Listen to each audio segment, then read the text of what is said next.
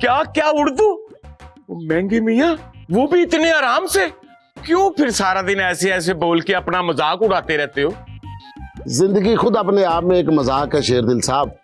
अगर आप जिंदगी के साथ सीरियस हो जाओ ना तो ये आपका गला घोंट के खुद ही मार देगी आपको। वाह वाह वाह वाह, क्या बात है। आज तो इंकिशाफ पे इंकिशाफ किए जा रहे हो मियाँ। फलसफा भी जानते हो? फलसफा क्या, फसाना क्या, आवारा इंसान का ठिकाना क्या, जो मरे वहशतों में मरे, मौत का इठलाना क्या। वाह वाह वाह वाह वाह वाह वाह, क्या बात है। बहुत बाज़ोक निकले मियाँ। और क्या क्या छुपा रखा अपने अंदर? जिंदगी की ठोकरों ने हुनर सिखा दिया शेरदिल साहब। अब जो जैसा हो उसके साथ वैसे ही गुफ्तगू हो जाती है। क्योंकि अब शायराना अंदाज रखते हैं, इसलिए नासिर महमूद हुसैन का शेर मुंह से निकल गया। वाह वाह, क्या बात है।